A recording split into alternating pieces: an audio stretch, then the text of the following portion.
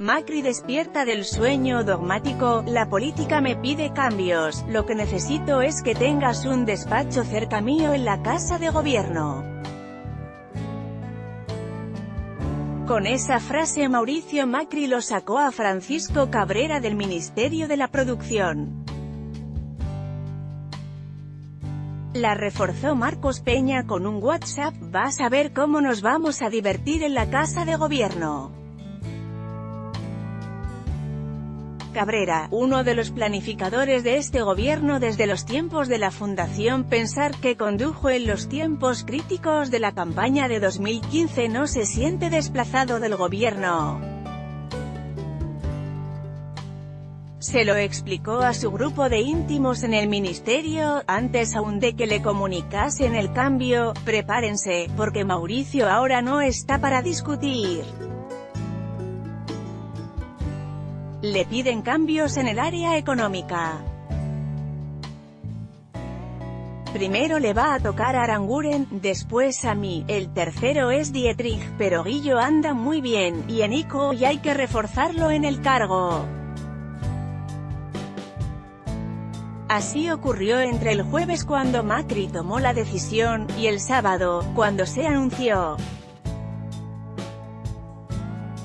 La decisión significa, a más de 2 años de gestión, que Macri despierta del sueño dogmático y se saca de encima los 2 venenos de la vida pública argentina: la intransigencia y el regeneracionismo. Transigió al entregar a Federico Sturzenegger y a Juan José Aranguren. Se aparta, al designar a un vaqueano de las pymes como Dante Sica, de esa idea de que el mundo es y será una porquería y que hay que dar vuelta a un país podrido para regenerarlo todo. Puede servir para el discurso, o para mirarse al espejo, pero no es para tanto. Ese país es el que lo ha hecho presidente. La fascinación por Sica. Macri tomó la decisión, como siempre, a solas en el atrio del poder, como dice Carl Schmitt. Allí leí el alma del soberano, según ese autor, en cuyo pasillo de acceso aparecen pocos: Horacio Rodríguez Larreta, Nicolás Caputo, Marcos Peña. La mantuvo en secreto, aunque consultó al saliente Cabrera sobre el reemplazo. Sugirió a Dante Sica, un amigo, y sabiendo del entusiasmo que tenía Macri por este economista, desde que le escuchó una explicación de la marcha de la economía hace menos de un mes, en una entrevista privada. Sica le describió un panorama alentador sobre cómo las pymes se adaptan a un mundo más competitivo. Esta explicación la basa sobre su experiencia de consultor. Yo hablo con empresas de carne y hueso, suele repetir. Fue una música nueva, en medio de la tormenta huía sobre Pancho, donde el textil. Teddy Karagozian mortificaba al ministro, contándole las pocas veces que pronunciaba la palabra industria en sus discursos. Después de aquella cita a solas, Macri hizo un panegírico de Sica en una reunión de gabinete que ahora se recuerda como un presagio. Sica viene de una experiencia peronista como secretario de la producción de Duhalde, cuando el área se la repartían entre Aníbal Fernández y Roberto Labaña. Tiene además otra marca en Orillo, es director externo desde hace años de la terminal local de Peugeot Citroën. Es un hombre de la industria automotriz como lo fue Macri, y eso imprime carácter. Cabrera vigilará las PPP desde el vice. También ponderó Macri que Sica se ha acreditado como un defensor del gradualismo fiscal y en tarifas, y como uno de los pocos opinadores que mostró comprensión sobre las dificultades del programa de ajuste con crecimiento, que es como la cuadratura del círculo. No sabes cómo aprecia Mauricio a los que dicen comprender los padecimientos del desfiladero, me dice uno de los ministros que estuvo en este trámite. Como sucede a Pancho, promete no hacer cambios en la agenda.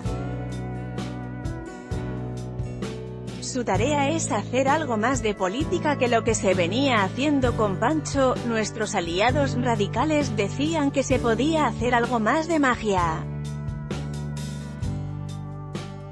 Veremos si es posible, dicen en Olivos. Los equipos de producción, en donde se destaca Miguel Brown, encargado de comercio, tienen continuidad.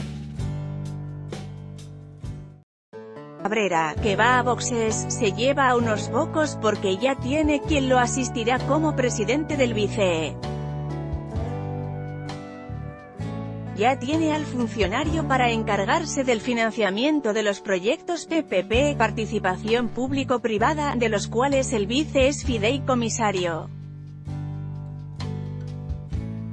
Es José Luis Morea, director del banco y subsecretario de Participación Público-Privada del Ministerio de Finanzas, que ahora se lo devora Dujoven en la reestructuración. Las tres amenazas sobre las inversiones a Morea lo tienen como el experto en PPP, traído para atender ese negocio que está en emergencia por varias amenazas. Una es el financiamiento, herido por las turbulencias cambiarias que ha golpeado la ecuación de las licitaciones originales. Otra es la lupa que le pone la comisión bicameral que preside Diego Bossio, que les mandó la semana pasada a los funcionarios un crudo cuestionario para controlarles cada paso desde la oposición. La tercera sale de la carta de intención del FMI. En el punto 10 del memorándum se lee: las obligaciones del Gobierno Nacional asociadas con las asociaciones público-privadas se registrarán de forma transparente en las cuentas fiscales, y se medirán como parte del déficit del Gobierno Nacional a medida que se produzcan, en base caja. El sistema siempre se justificó en el hecho de que los programas no serían incluidos como deuda, con lo cual aliviaba el cálculo del déficit. En el gobierno me explican que es una frase retórica que no cambia nada y que es una mera adaptación a los sistemas contables del FMI. En la bicameral de Bossio, que ya hizo un predictamen sobre el memorándum, creen que es un cambio que puede hacer peligrar las PPP. Hay destino para los que se van. Los mirones le dan más importancia a otra frase del documento que firmaron Dujoven y Sturzenegger. Es la que afirma: dentro del capítulo fiscal, continuaremos ejecutando los proyectos de obra pública esenciales para dinamizar la competitividad de nuestro país, pero pospondremos aquellos que no lo sean. Eso salva el plan de obras viales que lega Javier Iguacel, que va ahora a Energía, y que seguirá vigilando Guillermo Dietrich, pero le pone una marca de pausa a otros proyectos como el túnel por debajo del Obelisco. Un dilema más: ¿le darán algún puesto a Pablo García, que deja la presidencia del Vice? Lo habían importado desde Montevideo, a donde reposaba en un cargo del BID, como experto en comercio exterior. Ojo que tiene defensores en el gobierno, como un funcionario más eficaz. En materia de compensaciones, Lucas Llach rechazó seguir como director del Banco Central, a donde era el vicepresidente de Sturzenegger. Sería pasar de cardenal a monaguillo, pero mandó a decir que, si el renunciante habló de falta de credibilidad, eso compromete a todos los directores y que todo deberían irse. Cree que puede ser útil en otras funciones, que las tendrá. Iguacel cambiará la política de tarifas en Olivos. Insisten en que acá terminan los cambios. no hay razón para creerles. No porque sean mentirosos, están forzados a serlo, si quieren hacer política, sino porque nadie controla el mecanismo de decisiones del presidente. Juran que SICA no implica otro programa en materia de producción. Pero admiten que Iguacel sí modificará la agenda en materia de energía. Acá se manifiesta un cambio profundo en Macri. Defendió a Aranguren cuando no tenía que defenderlo y le costó el más alto costo político que haya pagado su gobierno. El ministro lo arrastró a la mayor crisis de prestigio del gobierno desde 2016, cuando el primer tarifazo terminó con el revés del gobierno en la Corte. Macri se venía recuperando de eso, y ahora le suelta la mano a Juanjo, el ministro a quien más escuchaba junto a Sturzenegger. La salida de estos dos revela que el gobierno transita por su crisis más profunda y que busca una solución escuchando. Suele, además, mudar de opinión si lo convencen. En este caso le cuesta una herida en su dignidad porque retrocede en la defensa de sus funcionarios más queridos. Para quien mire la psicología del poder, es un desgarramiento personal de Macri porque implica desprenderse de colaboradores que creía mágicos. Los defendió contra el resto del gobierno y los aliados en Cambiemos. Es una prueba para saber si Macri tiene corazón o es el negociador frío y florentino que entrega lo que sea para salvar al conjunto, y salvarse él. Lo bancó en las malas, lo suelta cuando todo parecía calmarse. El principal cambio ha sido abandonar el principismo para avanzar hacia algún pragmatismo. Aranguren funcionaba fuera de la política, su lema era, hay que hacer lo que hay que hacer, y que se caiga el mundo. Sirvió para dar alguna señal hacia sectores pro-shock, pero el daño político por falta de oportunidad ha sido descomunal. Es el final de la intransigencia en el atrio del poder. El ciclo Aranguren echa luz sobre la manera de actuar de Macri. Lo bancó resintiendo las relaciones con el radicalismo y Elisa Carrió. Estos aliados lo tenían apuntado desde la primera crisis de las tarifas, que terminó en la Corte en 2016. Las cosas empeoraron este año con el nuevo tarifazo y, además, por la decisión de Aranguren de privatizar la empresa Transener, transportadora de electricidad. Por este tema se enfrentó con la UCR y Alfredo Cornejo. Aranguren empezó a perder esa batalla, y había entregado hace 10 días al gerente de esa privatización, el secretario de Coordinación del Ministerio, Marcelo Blanco. Por su lado, Iguacel desde Vialidad fue el recopilador principal de documentación contra exfuncionarios del gobierno anterior. A esa tarea se debe el procesamiento de Cristina de Kirchner, Julio De Vido, Lázaro Báez y otros. Esto lo convierte en un blanco innegociable de la oposición, no se la van a hacer fácil.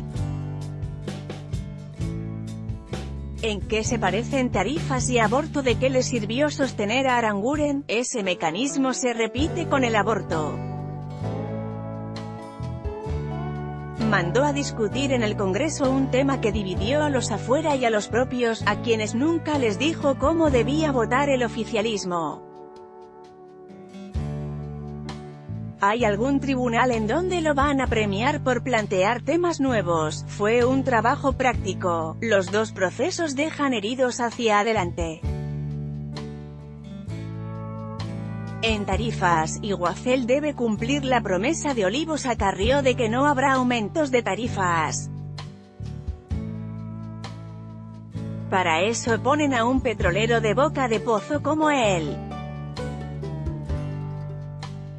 En cuanto al aborto, rezan en el oficialismo que al Senado no se le ocurra cambiar el texto que aprobaron los diputados y se lo devuelvan con cambios. Puede ocurrir ante el reclamo de las clínicas confesionales para que pueda existir la objeción de conciencia institucional. Cerraron 2 acuerdos con el peronismo en el Senado. Ya que estamos por el Senado, veremos allí cómo a política da revancha. En ese mundo cerrado que son las comisiones habrá el martes 2 acuerdos descomunales. Uno es la firma, al final, del dictamen de la ley corta de medios. Es un acuerdo del gobierno con el peronismo, que le amplía el veto a las telefónicas para que den servicios de TV por satélite. Deberán esperar hasta 2020 2 años, tenían antes 1 año, en el interior, el plazo será de 2 años más, hasta 2022. Sale cuando en España, que presionaba a favor de la telefónica, sobrevino la crisis de corrupción que terminó con la gestión de Rajoy. Se quedaron sin lobistas y se la pusieron en el ángulo. El otro acuerdo es nada menos que con la CGT, para crear la Agencia Nacional de Tecnología de la Salud. Está prevista en los decretos de devolución de fondos para las obras sociales, que tenía retenido el gobierno desde la era Duhalde, y que Macri firmó en 2016. Es para terminar con el festival de amparos judiciales en salud que ha hecho aumentar los costos de obras sociales sindicales y provinciales en un 37% en discapacidad, y en un 50% en tratamientos de alta complejidad. El acuerdo va acompañado con la cláusula para que la CGT siente a un representante en la agencia, y de un decreto de Macri, que ya navega, con un tubo de oxígeno de $4.500 millones para las obras sociales.